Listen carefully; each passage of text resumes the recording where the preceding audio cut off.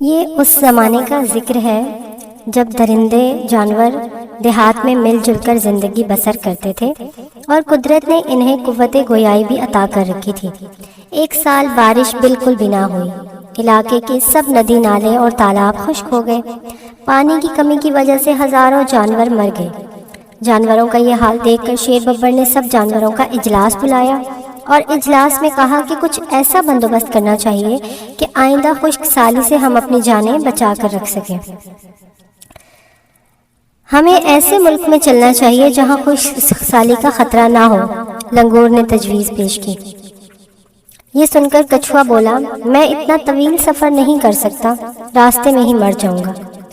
ہمیں خشک سالی کا عرصہ سو کر گزارنا چاہیے، سانپ نے یہ تجویز دی۔ لیکن میں اتنا طویل عرصہ سو نہیں سکتا، خرگوش نے کہا۔ آخر بڑی بحث و تمہیز کے بعد گیدڑ اور بھیڑیے نے یہ تجویز پیش کی کہ تمام جانور مل کر ایک تالاب کھودیں۔ بارش کے موسم میں تالاب بھر جائے گا اور ہم خشک سالی سے محفوظ رہیں گے۔ یہ تجویز سب جانوروں نے منظور کر لی۔ دوسرے روز تالاب کھودنے سے پہلے یہ فیصلہ کیا گیا کہ ہر جانور باری باری کھودنے کا کام کرے، اور یہ بھی طے کیا گیا چونکہ بھیڑیے اور گیدڑ نے یہ مشترکہ تجویز پیش کی تھی، لہٰذا سب سے پہلے بھیڑیا کام کرے اور سب کے بعد گیدڑ۔ کھدائی شروع کی گئی اور آخر میں جب گیدڑ کی باری آئی تو وہ غائب تھا۔ چونکہ تالاب تقریباً مکمل ہو چکا تھا، اس لیے یہ فیصلہ کیا گیا کہ گیدڑ کے بغیر ہی کام کر لیا جائے۔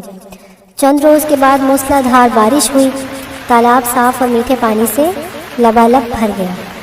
پھر جانوروں نے یہ قانون بنا دیا کہ اس تالاب سے پانی پینے کی اجازت اسے ہی ہے جس نے کھدائی میں مدد کی تھی۔ پاس ہی جھاڑیوں میں چھپا ہوا گیدڑ یہ سن رہا تھا۔ دوسرے روز بہت سویرے سویرے گیدڑ تالاب پر آیا اور خوب جی بھر کر پانی پیا۔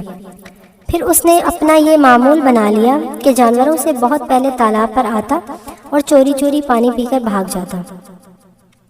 چند دنوں کے بعد وہ اتنا دلیر ہو گیا کہ ایک صبح نہ صرف اس نے پانی پیا بلکہ تالاب میں نہاتا رہا۔ جب باقی جانور تالاب پر آئے تو انہوں نے پانی کو گدلا پایا۔ یہ کس نے کیا ہے؟ شیر ببر غرایا۔ یہ کس کی شرارت ہے؟ چیتا چیخا۔ یہ کون ہے؟ سب جانور ایک دوسرے سے پوچھنے لگے، مگر کوئی نہیں جانتا تھا کہ یہ کس کا جرم ہے۔ میں آپ کو بتاتا ہوں کہ مجرم کو پکڑنے کے لیے ہمیں کیا کرنا چاہیے، کچھوے نے کہا۔ میری پشت پر موم لیپ دیجیے اور میں ساری رات تالاب کے کنارے بیٹھ کر چور کا انتظار کروں گا اور اس بدماش کو ضرور پکڑ لوں گا۔ کچھوے کے خول پر اچھی طرح موم کی تہ جما دی گئی اور کچھوا تالاب کے کنارے بیٹھ کر چور کا انتظار کرنے لگا۔ اس نے اپنا سر، دم اور پاؤں خول میں چھپا لیے۔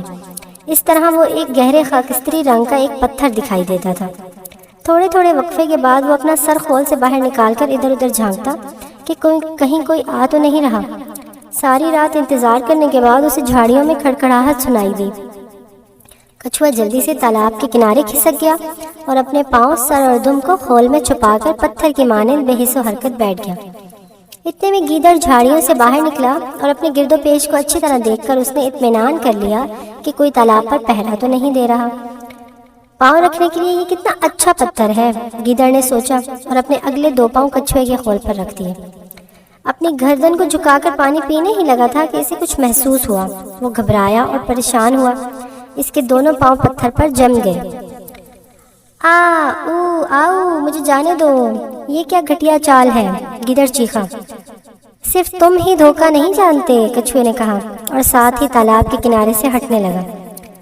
گیدڑ بہت چیخا، مجھے جانے دو، مجھے جانے دو، اگر تم نے مجھے نہ جانے دیا تو میں اپنی پچھلی ٹانگوں سے تمہارے خول کے پرخچے اڑا دوں گا۔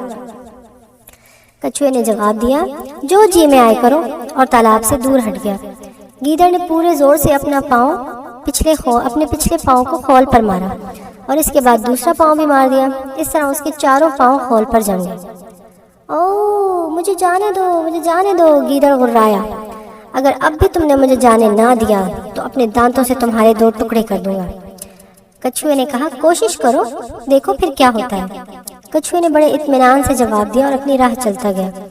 گیدڑ نے زور سے خول پر دانت مارے کہ اس کا جبڑا بھی اس پر جم کر رہ گیا۔ اس طرح کچھوا گیدڑ کو اپنی پشت پر لاد کر شیر کے گھر لے گیا اور شیر کو سارا ماجرا کہہ سنایا کہ کس طرح اس نے چور اور دھوکے باز گیدڑ کو گرفتار کیا ہے۔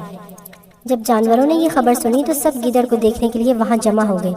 کسی نے بھی گیدڑ کی اس حالت پر رحم نہ کھایا، بلکہ ہر ایک نے یہ رائے ظاہر کی کہ گیدڑ کو بددیانتی اور دھوکہ دہی کے جرم میں سزائے موت دی جائے۔ شیر نے کہا کہ تمہاری زندگی کل تک کی ہے، ہم تم سے صرف اتنی رعایت کر سکتے ہیں کہ تم خود ہی اپنی موت کا طریقہ بتا دو۔ گیدڑ نے بڑی مردہ سی آواز میں کہا آپ کا شکریہ، اور پھر سوچ میں پڑ گیا کہ کیا کوئی ایسا طریقہ ہو سکتا ہے جس سے اس کی جان بچ سکے۔ دوسرے جانور سب گیدڑ کی موت کو دیکھنے کے لیے مقررہ وقت پر مقررہ جگہ پہ پہنچ گئے۔ بھیڑیے کو جلاد بنا دیا گیا۔ کیا تم فیصلہ کر چکے ہو کہ تمہیں کس طرح ہلاک کیا جائے؟ شیر نے پوچھا۔ میں نے ایک دفعہ بندر کو چوہا ہلاک کرتے دیکھا تھا، اس نے چوہے کو دم سے پکڑ کر گھمایا اور پھر درخت کے تنے پر زور سے دے مارا۔ میں ایسی ہی موت مرنا چاہتا ہوں جہاں پناہ، گیدڑ نے جواب دیا۔ اگر مجھے اتنی آزادی حاصل ہو کہ میں ایک اور تجویز پیش کروں تو شیر کہتا ہے کہ ہاں کہو۔ مجھے یہ کہنے کی اجازت دی جائے کہ آپ سب یہاں سے دور کھڑے ہو جائیں، کیونکہ جب بھیڑیا گھما کر مجھے پھینکے گا تو ممکن ہے کہ میں درخت کے بجائے آپ پر گر پڑوں، اور یہ میری بڑی بدقسمتی ہوگی۔ جانوروں نے اس کی اس تجویز کو آخری تجویز سمجھ کر منظور کر لیا اور درخت سے دور جا کر بیٹھ گئے۔ یہاں سے وہ گیدڑ کی سزا کو اچھی طرح دیکھ سکتے تھے۔ رات کو کھانے کے لیے گیدڑ کو جو گوشت دیا گیا تھا اس نے گوشت سے چربی بچا رکھی تھی اور صبح ہوتے ہی چربی اپنی دم پر لگا دی تھی۔ اب اس کی دم مکھن کی مانند بالکل چکنی ہو گئی تھی۔ بھیڑیا آگے بڑھا اور گیدڑ کو دم سے پکڑ کر بڑے زور سے اپنے سر کے اوپر گھمانے لگا۔ جتنی تیزی سے وہ اسے گھماتا اتنی ہی تیزی سے اس کی گرفت سے دم پھسلنی شروع ہو گئی۔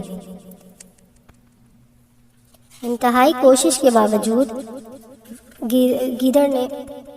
گیدڑ کی دم کو بھیڑیا قابو میں نہ رکھ سکا، اور اس سے پہلے کہ اسے معلوم ہوتا کہ کیا ہوا، گیدڑ دور زمین پر صحیح سلامت جا گرا۔ گرتے ہی اٹھا اور اپنی جان بچا کر جنگل میں غائب ہو گیا۔ چونکہ بھیڑیے کی گرفت سے اچانک گیدڑ کی دم نکلی تھی، اس لیے وہ اپنا توازن قائم نہ رکھ سکا اور دھم سے درخت کے تنے سے ٹکرایا۔ دور بیٹھے ہوئے جانور اس واقعے سے اتنے حیران ہوئے کہ ان میں سے ایک بھی گیدڑ کے پیچھے نہ دوڑ سکا، کیونکہ انہیں ایک دم سے معلوم ہی نہ ہوا کہ یہ ہوا کیا ہے۔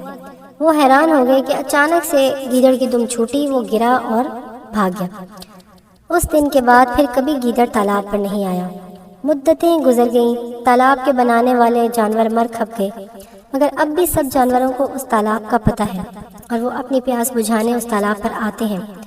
مگر کچھوا گیدڑ کا جرم آج تک نہیں بھلا سکا، اور آج بھی تالاب کے کنارے ساری رات بیٹھا رہتا ہے تاکہ کوئی پانی کو گندا نہ کر دے۔ اس کہانی سے ہمیں یہ سبق ملتا ہے کہ کبھی بھی وعدہ خلافی نہیں کرنی چاہیے، دوسروں کے ساتھ مل کر کام کرنا چاہیے۔